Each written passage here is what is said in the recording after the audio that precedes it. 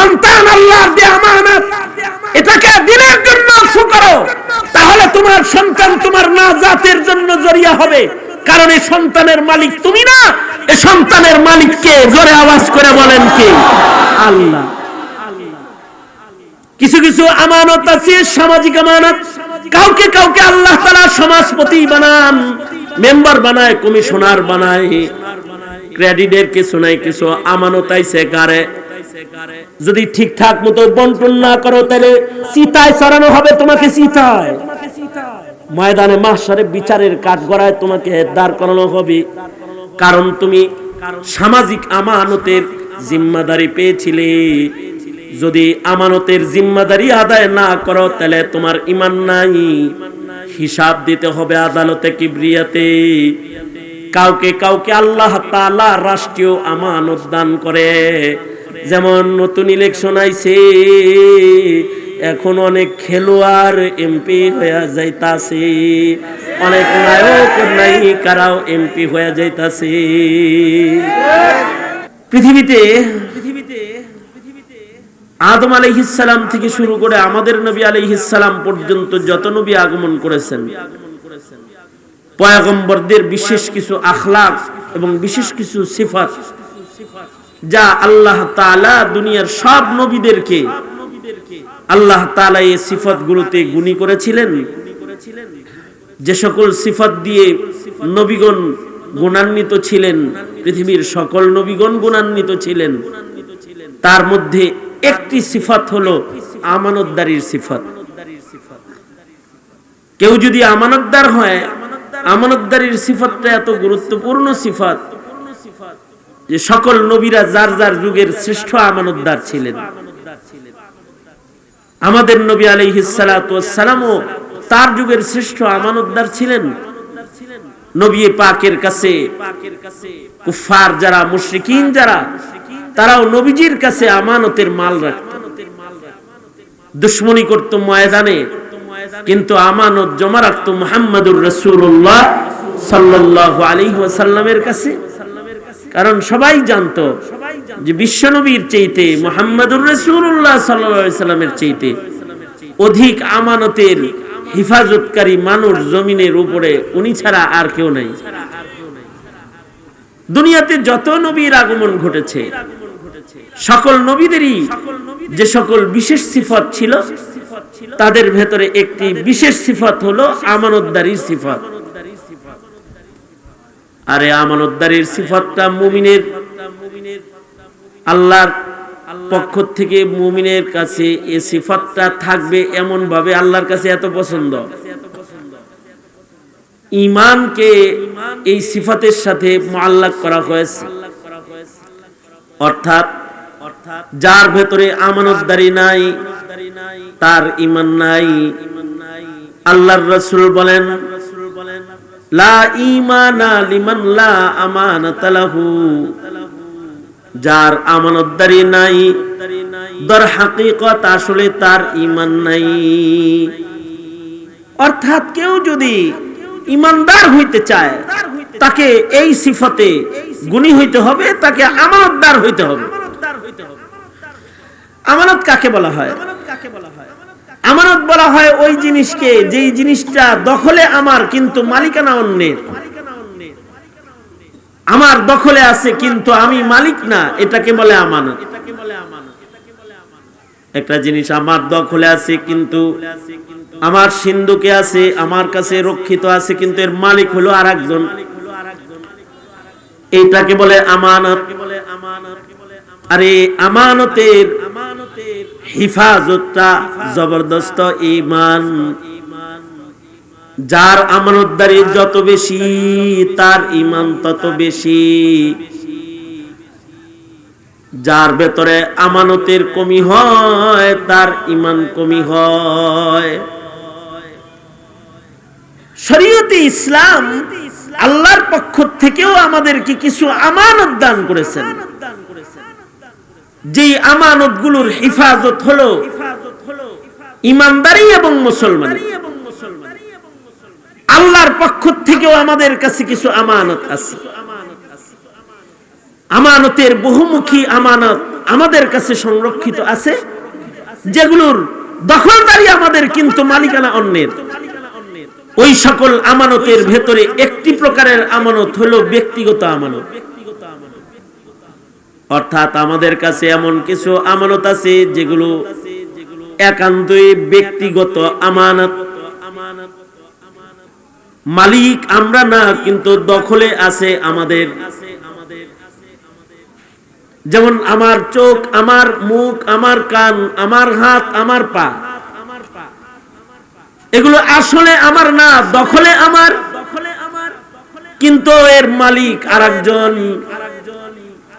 আমার চোখ আমার দখলে, কিন্তু মালিক হলেন আল্লাহ। আমার কান দখলে আমার, কিন্তু মালিক কে? আমার হাত দখলে আমার, কিন্তু এটার মালিক কে? আমার পা দখলে আমার, কিন্তু মালিক কে? আরো জোরে আওয়াজ করে বলেন মালিক কে? এই কারণে ময়দানে মাহশরে এগুলো আমার থাকবে না, যার তার কথা বলবে। এ কারণে ময়দানে মাহশরে মুখে তালা হবে, চোখ কথা বলবে, কান কথা বলবে, হাত কথা বলবে, গায়ের চামড়া কথা বলবে। এই আমানত গুলো আসলে যার তার নির্দেশে কথোপকথন করতে থাকবে। দখল আমার, কিন্তু মালিকানা অন্যের। এই কারণেই যেহেতু আমি এগুলোর মালিক না, তাই এগুলো দান করাও জায়েজ নাই।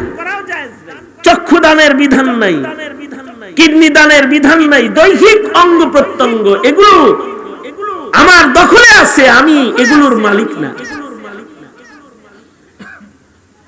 সঙ্গত কারণে আমি যেমন তেমন করে আমার এই আমানতের খেয়ানত করতে পারবো না।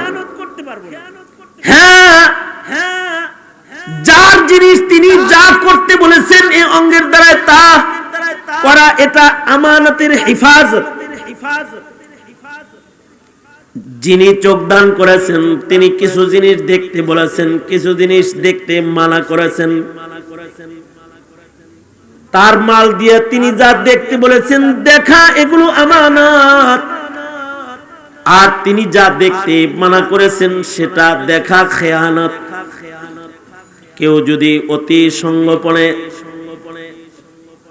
আল্লাহ পাকের ফয়সালার খেলাফ যদি সামান্য একটু খেয়ানত আর চোখে করে নিষিদ্ধ নজর যদি আল্লাহর দেয়া চোখ দিয়ে কইরা ফেলায়, তো আল্লাহ তাআলা কয় ওয়া ইয়ালামু খাইনাতাল আয়ুন, তোমার এই চোখের খেয়ানত পৃথিবীর কেউ দেখে নাই, কিন্তু আমি কিন্তু দেখে ফেলেছি। আমার জিনিসটা তুমি অন্যায় কাজে ব্যবহার করে ফেলেছো। এই খেয়ানতটার হিসাব তোমাকে হাসরের মাঠে দিতে হবে। সুতরাং তুমি মনে করো না যে তোমার চোখ, তুমি মনে করো না তোমার কান, আমি মনে করতে পারবো না এটা আমার হাত, না, এগুলো আরেকজনের, আমার কাছে আমানত। তাই মালিকের ইচ্ছার বাইরে এগুলোর ইস্তেমাল আমার জন্য বৈধ নয়। সঙ্গত কারণেই অঙ্গ প্রত্যঙ্গের দ্বারা আমানতের হেফাজত করে ইমানদারি রক্ষা করতে হয়।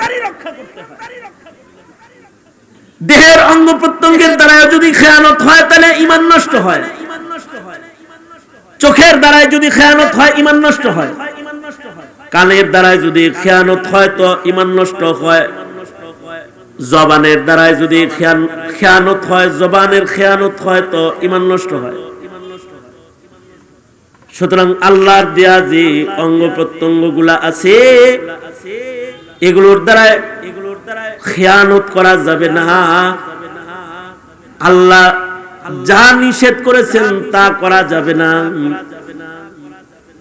এ আমানতের হিফাজত করাটার নাম ঈমান।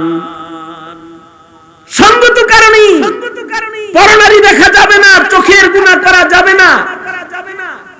সঙ্গত কারণেই যাতা শ্রবণ করা যাবে না, গান বাদ্য আমার কান দিয়ে আমি শ্রবণ করতে পারবো না। সঙ্গত কারণেই আমার পা দিয়া যেখানে যেতে মনে চায় সেখানে আমি যেতে পারবো না। এই পা দেয়া হয়েছে মসজিদে যাতায়াতের জন্য, এই পা দেয়া হয়েছে আল্লাহর পথে জিহাদে দৌড়াদৌড়ি করার জন্য, কুফরি মতবাদের জন্য দৌড়ানোর জন্য না। এই হাত দেয়া হয়েছে আল্লাহর কাজে ব্যবহার করার জন্য। আল্লাহর দেয়া এই আমানতগুলোকে আল্লাহর কাজেই ব্যবহার করতে হবে, এর খেয়ানত করা যাবে না। এগুলো তো ব্যক্তিগত আমানত। আমাদের কাছে আল্লাহ পাকের পক্ষ থেকে কিছু কিছু আমানত আছে, পারিবারিক আমানত। যেমন আমাদেরকে আল্লাহ তাআলা পারিবারিক ভাবে মর্যাদা দান করেন এবং আমাদের কাফালাতে পরিবারের কিছু মানুষ দান করেন, এটা আল্লাহর দান।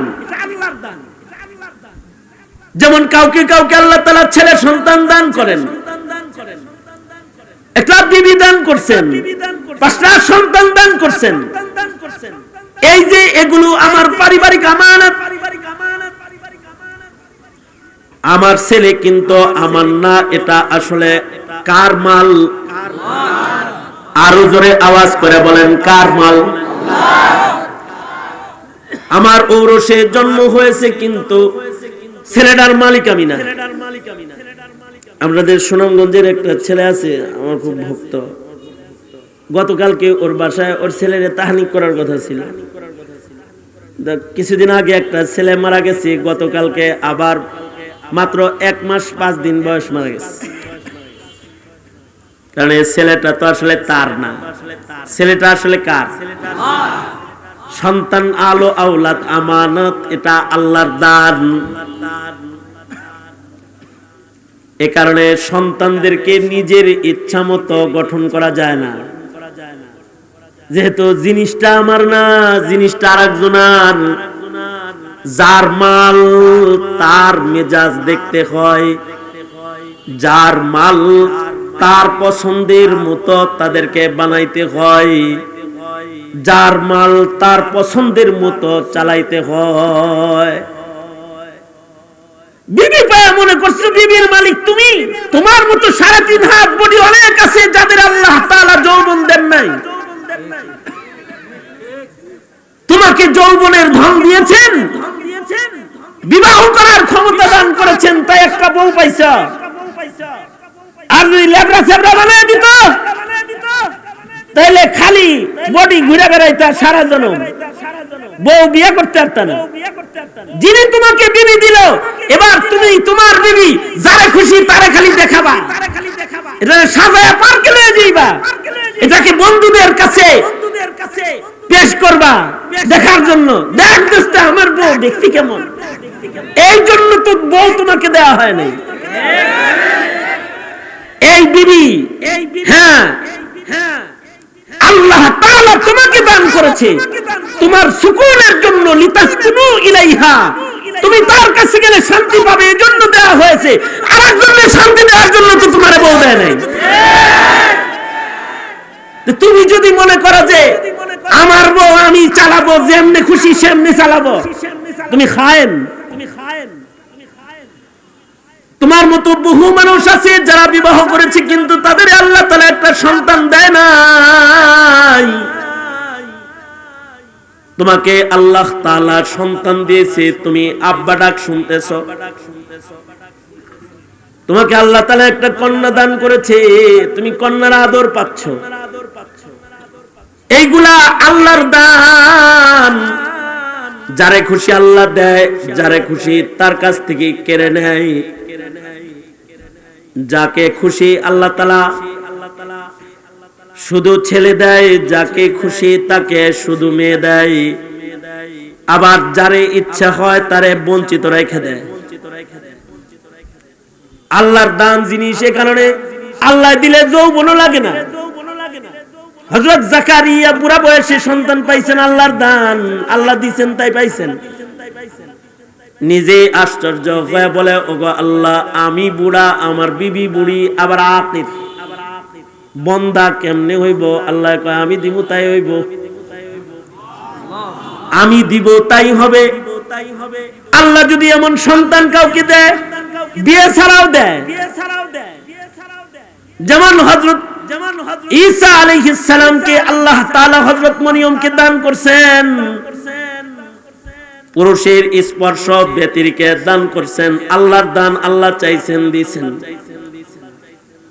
আবার বিয়ে করলেও বাচ্চা হয় না, আল্লাহ দেয় না, তাই হয় না। সুতরাং সন্তান আমার, আমার সন্তান এমন দাবি করে নিজের সন্তানকে নিজের ইচ্ছামতো নাস্তিক মুরতাদ বানানোর কোন অধিকার শরীয়তে ইসলাম হে পিতা তোমাকে দেয় নাই। এটা আল্লাহর দান, আল্লাহর মাল। আল্লাহ তাআলা একে যেমনি গঠন করলে খুশি তুমি তেমনি গঠন করবে তাকে। সন্তান হইছে নিজের মত মতো ডাক্তার বানাইলা, ইঞ্জিনিয়ার বানাইলা, বানাও, অসুবিধা নাই। ডাক্তারেরও দরকার আছে, ইঞ্জিনিয়ারেরও দরকার আছে, বানাও। কিন্তু ওদের নাস্তিক বানাইবা না, মুরতাদ বানাইবা না। যদি বানাও তো আদালতে কিবরিয়াতে তোমাকে দাঁড়াইতে হবে, আল্লাহর আদালতে। সন্তানগুলার জিন্দেগি কেন নষ্ট করলে জবাব দিতে হবে তোমাদেরকে, কারণ এগুলো পারিবারিক আমানত আল্লাহ তাআলা দান করেছেন। সন্তানগুলাকে বানাইতে হবে খাঁটি মুমিন, ওদেরকে মেহনত করতে হবে আল্লাহর পথে চালাইবা, তাইলে এটা আমানতের হিফাজত। আর যদি কেউ এই আমানতের হিফাজত না করে তাইলে আল্লাহ তাআলা নারাজ হয়। সন্তানের আমানতের হিফাজত যদি কেউ করে তাহলে আল্লাহ তাআলা এত খুশি হয় যে একটা ছেলের আলেম বানাইছে, তো তারে আল্লাহ তাআলা তাজ পড়াবে। হাফেজে কোরআন বানাইছে একটা ছেলেরে, মা বাবা একটা ছেলেরে হাফেজে কোরআন বানাইছেন। তে পিতা মাতা আমানতের হিফাজতকারী হিসেবে ময়দানে মাহশারে এমন তাজ পাবে যে তাজের আলো সূর্যের আলোর চাইতে ভালো হবে। একটা সন্তানকে দিনের রাস্তায় আল্লাহর জন্য দিয়ে দিছে, জিহাদ করার জন্য দিছে, তো তার মুজাহিদ সন্তান আল্লাহ পাকের রাহে জিহাদের জন্য একটা সন্তানকে ওয়াকফ করেছে। একজন মুসলমান তার ঘরে সন্তান হবে, সে নিয়ত করবে যে আমি আমার সন্তানকে মুজাহিদ বানাবো। মুজাহিদ মানে জঙ্গি না, মুজাহিদ মানে হলো দ্বীনের পাহারাদার, মুজাহিদ হলো আল্লাহর সৈনিক। বান্দারে আল্লাহ সন্তান দিছে, আল্লাহর সৈনিক বানাবো না। মুজাহিদ বানানোর নিয়ত করবে যে সন্তানটাকে আলেমে দ্বীন বানাবো, মুজাহিদ বানাবো, পাক্কা পুক্তা মুমিন হিসেবে ওকে গড়ে তুলবো। পরে শিক্ষা দিবে যে আল্লাহর জন্য জীবন দিবি, এটা শিক্ষা দিবে আল্লাহর জন্য জীবন দিবি। আশ্চর্য, এখনকার পিতামাতারা মনে করে যে মুজাহিদ হলে জঙ্গি হয়ে গেল গা। আরে জঙ্গি এটা তো একটা গালি বানাইছে পশ্চিমারা। পশ্চিমারা জঙ্গি গালি আমদানি করছে মুজাহিদ ঠেকানোর জন্য। কারণ মুজাহিদিনদের জামাত যদি থাকে তাহলে তো হামাসের মুজাহিদরা যেমন ইসরায়েলরে অস্থির বানায় ফেলাইতেছে, এরকম তো অস্থির বানায় ফেলাইবো। তখন তো বাতিল মাথা উঁচা করে দাঁড়াইতে পারবে না। এ কারণে মুজাহিদদের কি কয় জঙ্গি না, মুজাহিদরা জঙ্গি না।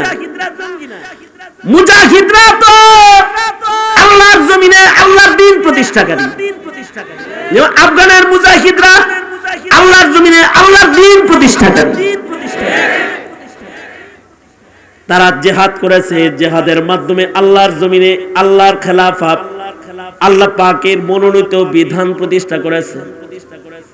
সারা দুনিয়াকে দেখায় দিছে যে মুজাহিদরা ইনসাফ কায়েম করতে পারে।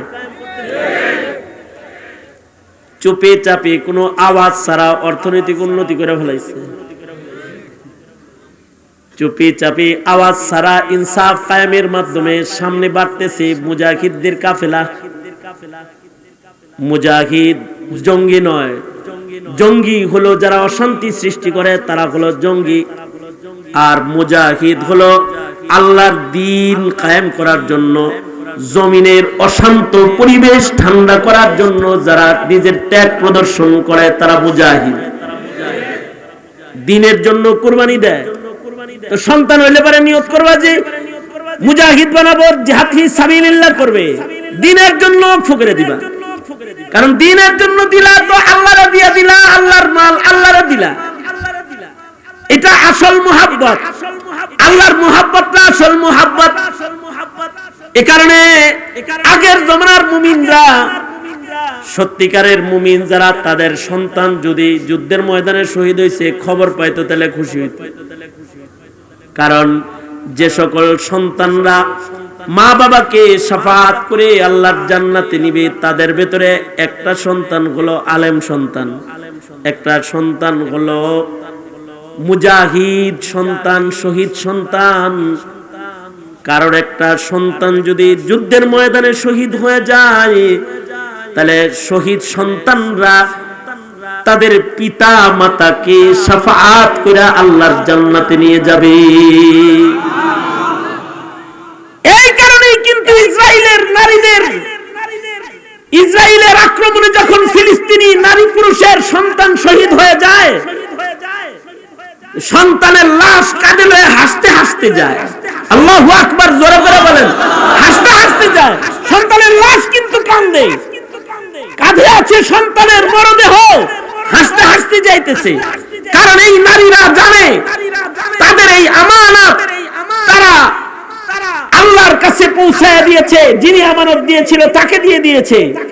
এই আমানত তাদেরকে শাফাআত করে আল্লাহর জান্নাতে নিয়ে যাবে। আল্লাহু আকবার, জোরে করে বলেন। আল্লাহর জান্নাতে নিয়ে যাবে।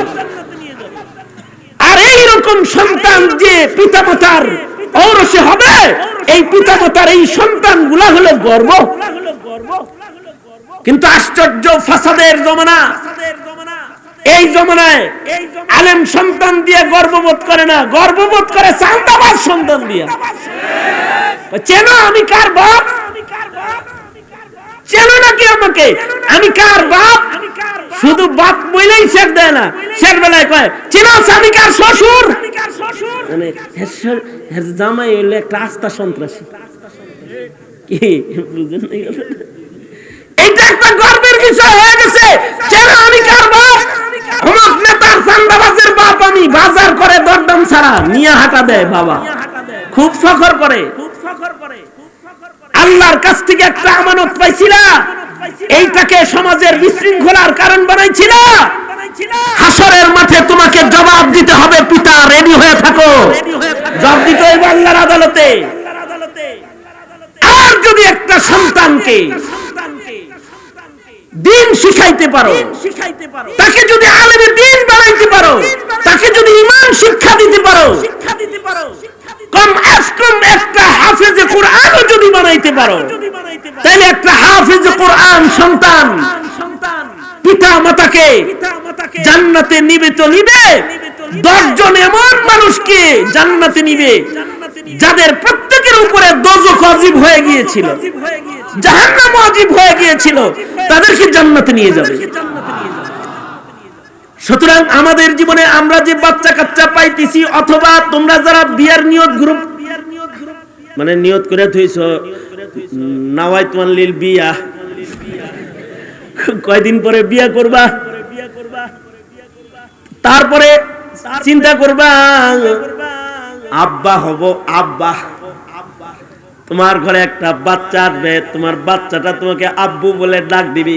তোমরা যারা এমন নিয়ত করেছো, অথবা যাদের ঘরে বাচ্চা হয়েছে, তোমাদের সন্তানগুলা, যাদের সন্তান আছে আর যাদের সন্তান হবে, এই সব সন্তানগুলো জোরে আওয়াজ করে বলো কার দান? আরো জোরে বলেন কার দান? হয় নাই চিৎকার করে জোরে আওয়াজ করে বলেন কার দান? সুতরাং এই সন্তানগুলাকে আল্লাহর রাহে পরিচালিত করব ইনশাআল্লাহ। কিভাবে আল্লাহর রাহে পরিচালিত করবেন? মাদ্রাসায় দিবেন হলো কানা, লুলা, আতুর আর এবনরমাল যেটা হেডা, আর যেটা একটু চালাক এবারে বানাইবেন ডাক্তার, ইঞ্জিনিয়ার, ব্যারিস্টার। নিয়তি করে রাখছে, ছেলে হলো টেরা, অন্যদিকে তাকায় থাকে, এখন নিয়ত করছে হাফেজ বানাইব, অসলটারে হাফেজ বানাইব। আর যেটা একটু চালাক চতুর, এটারে বানাইব ইঞ্জিনিয়ার অথবা ডাক্তার। বলে ফাইন ব্রেন হুজুর। কেমন ব্রেন? কয় মোবাইলের ফাংশন আমি বুঝি না, ও বুঝি। ফাইন, কি নিয়ত করছেন? ডাক্তার হইব, ডাক্তার হইব, ডাক্তার হইব। ভালো যেটা এটারে বানাইবেন হলো ডাক্তার। ঘুষখোর, চোর, ডাকাত, শিক্ষিত জালেম, আর যেটা আপনার মাল এটারে বানাইবেন হাফেজুল কোরআন, আলেমে দ্বীন। এটা আমানত, এটার নাম আমানতের হিফাজত। সন্তানকে হিফাজত করুন। আগের জমানার মানুষরা ব্রেনি সন্তান যেটা, এটাকে দিত মাদ্রাসা দ্বীন হেফাজতের জন্য। কারণ উম্মতে মুসলিমার সন্তানদের মাধ্যমে আল্লাহর দেয়া সবচেয়ে আমানত, বড় আমানত, কোরআনের আমানত, দ্বীনের আমানতের হিফাজত হবে। এই কারণে আগের জমানায় ব্রেনি সন্তান যেগুলো, সেগুলো মাদ্রাসায় দিত। বাপ যদি ইংরেজি শিক্ষিত হইতো, তাও সন্তানদারে মাদ্রাসায় দিত ব্রেনি হওয়ার কারণে। যেমন ইমাম মুহাম্মদ রহমতুল্লাহ আলাইহি, ওনার বাবা হলেন সরকারি অফিসার, কিন্তু ছেলেটা ব্রেনি, তো এটারে মাদ্রাসায় দেওয়ার নিয়ত করছে বাপ মায় দুইজনে। কেমন ব্রেনি যে ইমাম মুহাম্মদ রহমতুল্লাহ আলাইহিকে ইমামে আজম আবু হানিফা রহমতুল্লাহ আলাইহির কাছে লয়ে গেছে ইমাম মুহাম্মদের মা নিয়া, আমাদের ইমামে আজম আবু হানিফা রহমতুল্লাহ আলাইহির কাছে বুঝাই দিছে। বুঝাই দিয়া কয়, আমার ছেলেটা বড় ব্রেনি, এটারে দিয়া গেলাম, এই যে আপনার ক্লাসে দিয়া গেলাম, এটারে মৌলবি বানাইবেন। ইমাম মুহাম্মদ রহমতুল্লাহ আলাইহি ইমামে আজম আবু হানিফা রহমতুল্লাহ আলাইহির ক্লাসে বসছে। বসার পরে পয়লা প্রশ্ন ইমামে আজমের পক্ষ থেকে, আহাফিজতাল কোরআন, এই মুহাম্মদ তুমি কি কোরআন মুখস্থ করেছো? ইমাম মুহাম্মদ বলেন, না, কোরআন মুখস্থ করি নাই। ইমামে আজম আবু হানিফা রহমতুল্লাহ আলাইহি সাথে সাথে ওখান থেকে উঠায় দিছে, যাও যাও কোরআন শরীফ মুখস্থ করে আমার ক্লাসে আসবা, হাফেজ ছাড়া ক্লাসে বসা নিষেধ। ইমাম মুহাম্মদ বাড়ি চলে গেছে। বাড়ি যায় নিজের মায়ের কাছে 3 দিনে কোরআন শরীফ মুখস্থ করছে। বাকি 3 দিনে ইয়াত কমপ্লিট করছে। 7ম দিনের মাথায় টোটাল কোরআন মারে 1 খতম বিনা লোকমায় শুনাইছে। সুবহানাল্লাহ। আগামীকালকে বললেন, এই অল্প সময়ের ভেতরে টোটাল কোরআন মুখস্থ করে 7 দিন পরে আবার যায় ক্লাসে বয়ে রইছে।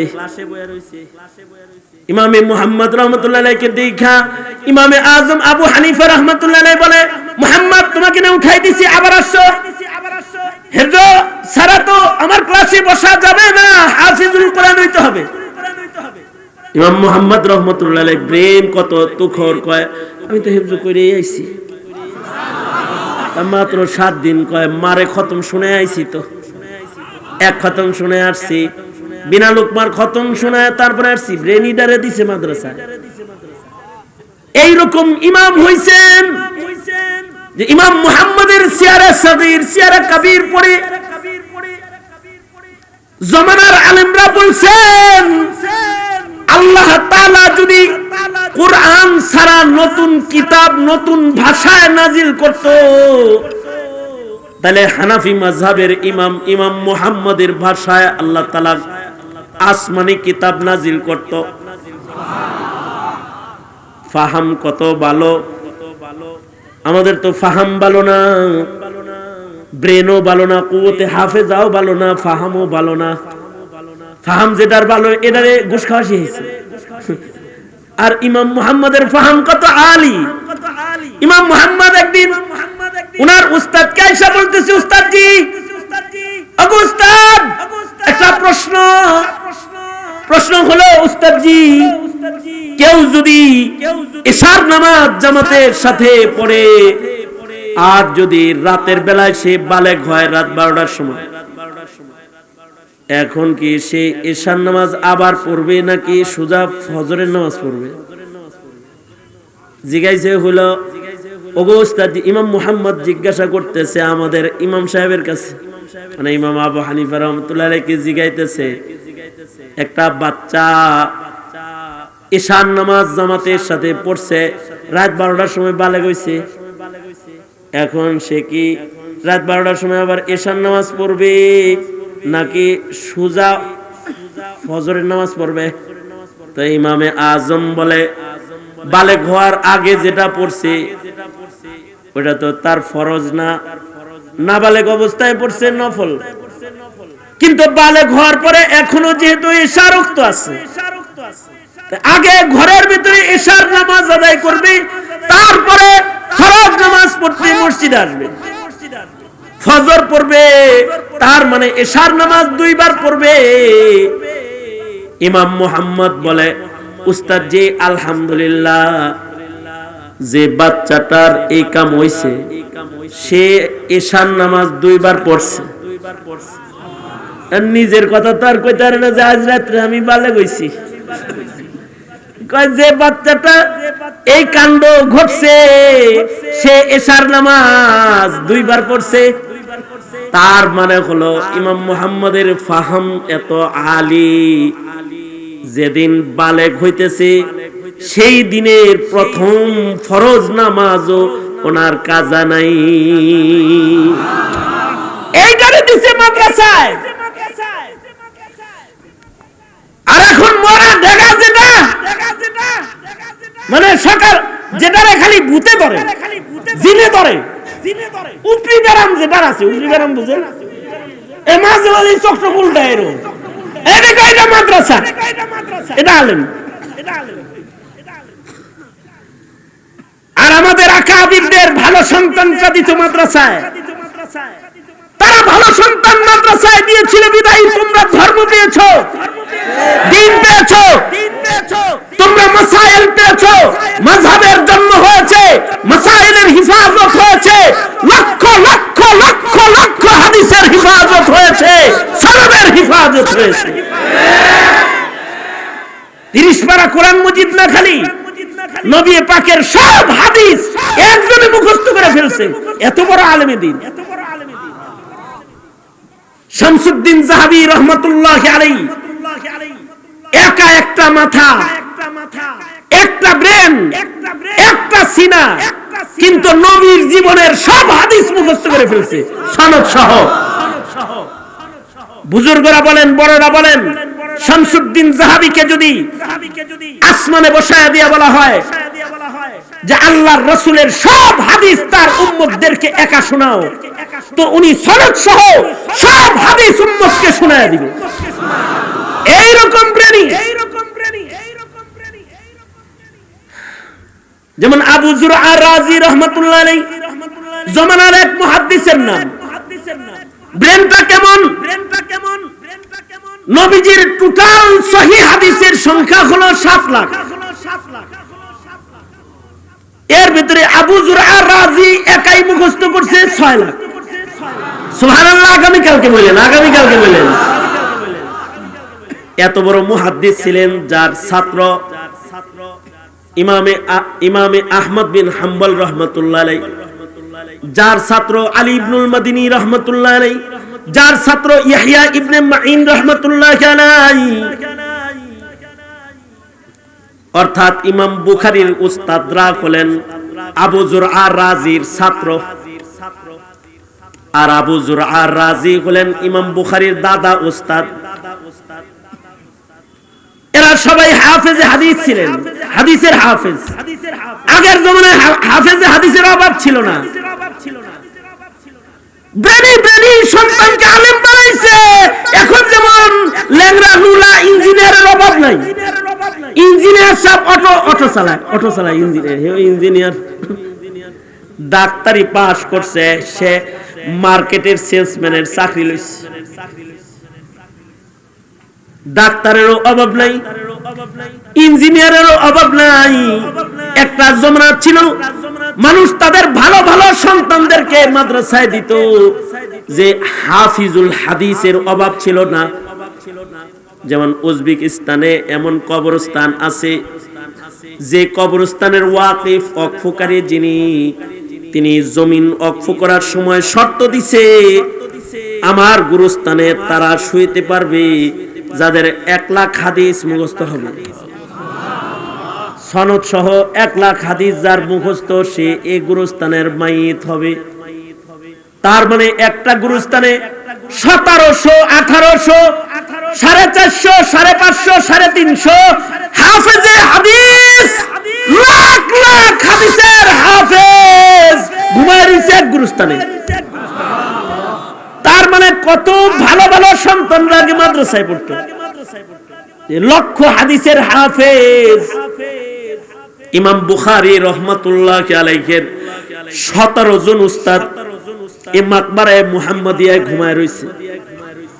জমিনের ওয়াকফকারী, বড় আশ্চর্য ওয়াকফকারী, তিনি জমিন ওয়াকফ করার সময় শর্ত দিয়েছে 2টা। 1 নাম্বার শর্ত দিয়েছে 1 লাখ হাদিস মুখস্থ হইতে হবে, আর একটা শর্ত দিয়েছে নাম মুহাম্মদ হইতে হবে। যদি মুহাম্মদ নাম না হয় তাহলে গুরুস্থানের জায়গা নাই। আর গুরুস্থানের নাম হলো মুহাম্মদি কবরস্থান। তার মানে যারা ঘুমায় রয়েছে সব মুহাম্মদ নাম, মুহাম্মদ নাম ছাড়া গুরুস্থানের জায়গা নাই। আবার 1 লাখ হাদিস মুখস্থ হইতে দিব। আশ্চর্য পেছে পড়ে গেছেন সাহেবে হেদায়া নিজে। উনি 1 লাখ হাদিসের হাফেজ, কিন্তু নাম মুহাম্মদ না দেহে গুরুস্থানে ওনারে দাফন হইতে দেয় নাই। সাহেবে হেদায়ার মতো ফকিহকে গুরুস্থানে জায়গা দেয় নাই, হেদায়ার মুসান্নিফকে জায়গা দেওয়া হয় নাই। দুর্বলতা কি? লাখ হাদিসের হাফেজ, কিন্তু নামটা মুহাম্মদ না। মুহাম্মদ নাম না হওয়ার কারণে এই গুরুস্থানে উনাকে জায়গা দেয় নাই। আবু যুরআ রাজি রাহমাতুল্লাহ আলাইহির এক ছাত্র ঘরের ভিতরে হাদিস মুখস্থ করে। বউ তো চিতে গেছে, বউ কয় আমার নাম একবার লও না, খালি উস্তাদের নাম লও। কি হইছে? কয় উস্তাদের লাখ লাখ হাদিস মুখস্থ আছে, এজন্য নাম লই। বেরিয়ে কয় 1 লাখ হাদিস এত সোজা? ছাত্র তো উস্তাদের উপরে আক্রমণ করলে ছাত্রর গায়ে লাগে। ছাত্র বলে কি বললা? আমার উস্তাদের 1 লাখ মুখস্থ নাই। আমার উস্তাদের যদি 1 লাখ হাদিস মুখস্থ না থাকে তাহলে তুমি 3 তালাক। এই কথা বলছে। তার মানে হলো নিজের বিবির তালাককে উস্তাদের ইলমের সাথে লটকায় দিছে।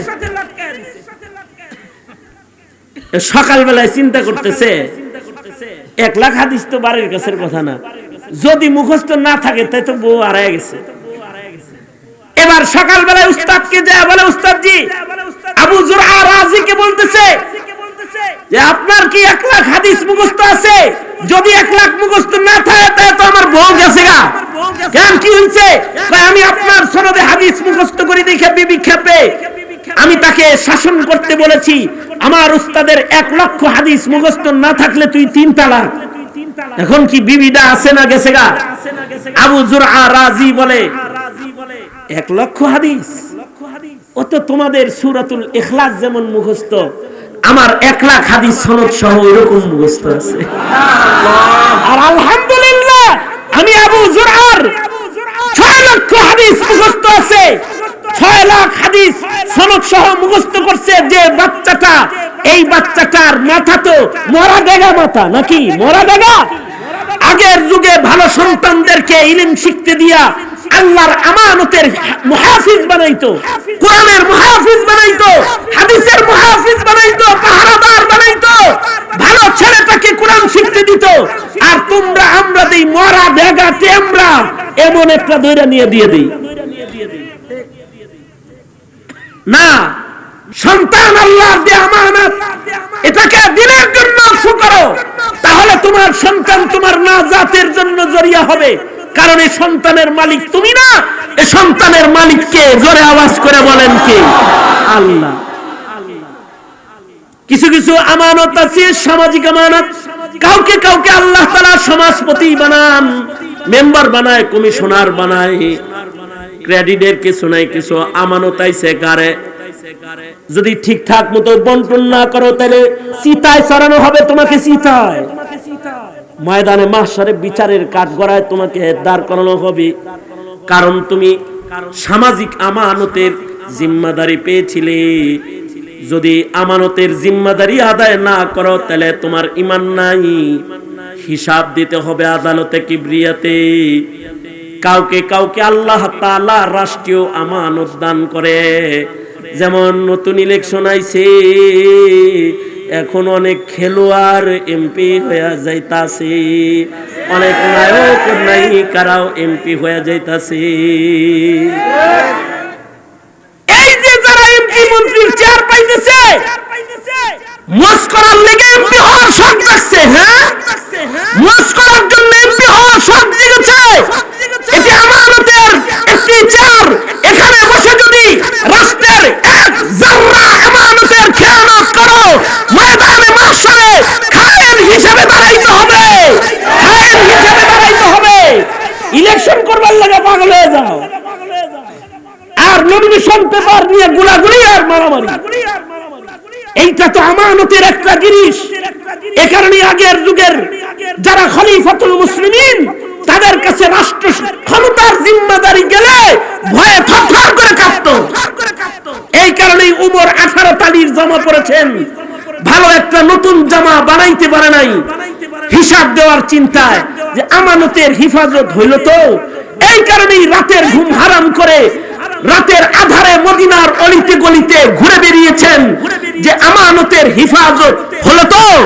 এই কারণেই আটার বোঝা নিজের পিঠে বহন করে ক্ষুধার্ত মানুষের ঘরের দরজায় গিয়ে দাঁড়িয়েছেন, আমানতের হিফাজত হলো তো, রাষ্ট্রীয় আমানতের জিম্মাদারি পালন হইল তো। এটা হলো আমানতদারি। সেই আমানতদারি এখন আর নাই, সেই আমানতদারি এখন দাফন হয়ে গেছে। খিয়ানতের প্রতিযোগিতার আমল শুরু হয়েছে। আওয়াজ করে বলেন, চিল্লায় জোরে আওয়াজ করে বলেন, ঠিক না ঠিক? ব্যক্তিগত আমানত থেকে শুরু করে রাষ্ট্রীয় আমানত পর্যন্ত খিয়ানতের কাঠগড়ায় দাঁড়িয়ে গেছে। মুমিন মুসলমানের কাছে আল্লাহর পক্ষ থেকে সবচেয়ে বড় আমানত হলো কোরআনের আমানত। যে আমানতের বর্ণনা দিতে গিয়ে আল্লাহ তাআলা জমার সিগা ব্যবহার করেছেন। বড় আমানত কোরআনের আমানত।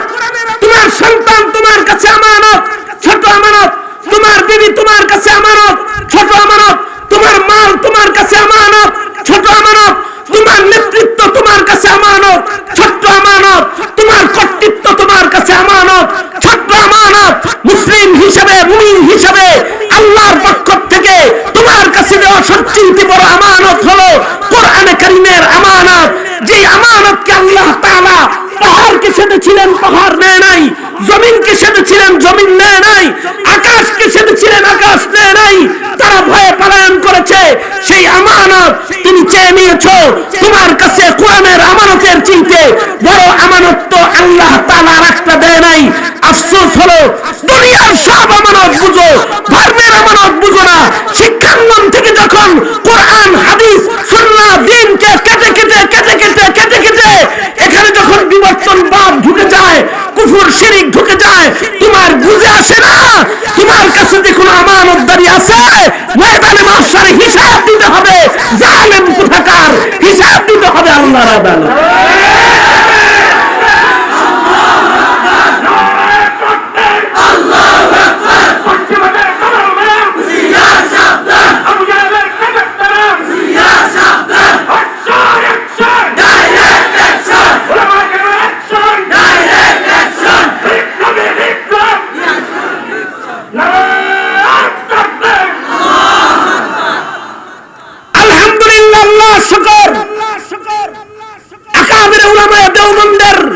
অনুসরণ করে বাংলার মাটিতে মাদারিসে কওমিয়ারা তারা কোরআনের আমানতের হিফাজত করে।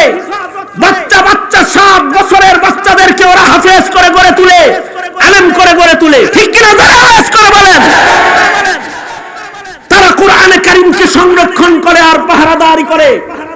এই আমানত যেটা উলামায়ে কেরাম হিফাজত করে মাদারিসে কওমিয়াতে, এই আমানতের হিফাজত কেন্দ্রকে তুমি দুর্নীতি তালাশ করার জায়গা মনে করো, আর এখানে এসে দুর্নীতি খুঁজো। তুমি দুর্নীতি আর চোখে দেখো না, জালেম কোথাকার, দুর্নীতি চোখে দেখো না। এখানে তো হাফেজ কুরআন পয়দা হয়, আলেম দ্বীন পয়দা হয়, এদের মাধ্যমে জাতির কোরআনের আমানতের সংরক্ষণ হয়। আর এই কোরআনের আমানত যাদের কাছে আছে, এদের কাছে কোরআনের আমানতের মূল্য ওই চেয়ারের আমানতের চাইতে অনেক বেশি। এদের কাছে এই কোরআনের আমানতের মূল্য সন্তানের চাইতে, বিবির চাইতে, ঘরবাড়ির চাইতে অনেক বেশি। এ কারণে ফকর ফাকাকে তারা গ্রহণ করে, ফকির জিন্দেগিকে আপনায় নিয়েও কোরআনের আমানত মাথায় করে তারা দাঁড়িয়ে থাকে। ছাত্রদের সামনে কোরআন পড়ে তারা মুস্কি হাসি মুখে খালি পেটে কথা বলতে থাকে। বোর্ডিং এর ডাল খেয়ে খেয়ে তারা কোরআনের আমানতের হিফাজত করতে থাকে, কারণ তারা বুঝে কোরআনের আমানত তার কাছে দুনিয়ার সবচেয়ে বড় আমানত।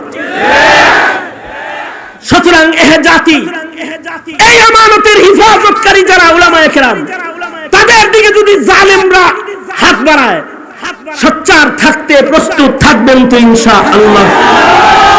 এই দেশের কোরআনের মার্কাজগুলোকে, শোনো, এই দেশের কোরআনের মার্কাজগুলোর উপরে যদি কোনো শকুনের নজর পড়ে, এই মুসলমানের আউলাদেরা, কোরআনের পাহারাদারেরা জালিমের দৃষ্টি মাদ্রাসার দিকে দিলে পড়ে ও জালিমের চোখ খুলে ফেলবি, হাত বাড়ালে হাত ভেঙে দিবি, কদম বাড়ালে কদম ভেঙে লুলা করে ফেলবি।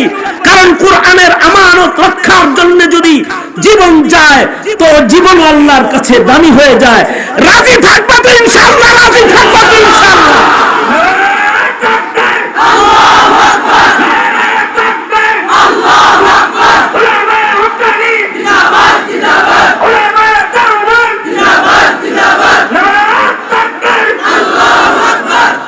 আল্লাহ তাআলা আমাদেরকে কোরআনে কারীমের আমানতের হিফাজত করার জন্য মনোনীত করুন।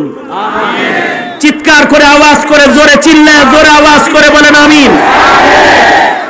আল্লামা নুরুল ইসলাম খান দামাত বারকাতুহুম সহকারে মিল্লাতের উলামায়ে কেরাম সংকটে যদি তোমাদেরকে আহ্বান করে যে আসো কোরআনের আমানত রক্ষা করতে হবে, আসো আল্লাহর জমিনে আল্লাহর দ্বীনের খিলাফা কায়েম করতে হবে, আসো নবীর দুশমনদের শাস্তির বিধান সংসদে উঠাইতে হবে, আসো বাংলাদেশের মাটিতে কাদিয়ানীদেরকে মুসলমানের ঘাঁটিতে কাফের ঘোষণা করতে হবে, যদি আহ্বান করে এ হামজার সন্তানেরা, এ খালিদ বিন ওয়ালিদের সন্তানেরা, এই আমির হামজার সন্তানেরা, এই শাহজালাল আর শাহ মাখদুমের আওলাদেরা, এই জামানার বুজুর্গ আকাবিরদের উত্তরসূরিরা, তোমরা কি তাদের আহ্বানে কাফন পরে রাজপথে যেতে তৈরি থাকবো তো ইনশাআল্লাহ। আল্লাহ তাআলা সবাইকে কবুল আর মঞ্জুর করো। এই তামান্না, মুখতাসার এই আশা কামনা আপনাদের কাছে ব্যক্ত করে আর আমানতের হিফাজতের ঈমান প্রদর্শন করে আল্লাহকে খুশি করে দুনিয়ার জীবন শেষ করার আহ্বান জানিয়ে আমি আমার সংক্ষিপ্ত কথা এখানেই শেষ করছি। जो कुछ हुआ या रब तेरे करम से हुआ, जो कुछ होगा तेरे करम से ही होगा। व आखिर दावाना अल्हम्दुलिल्लाहि रब्बिल आलमीन।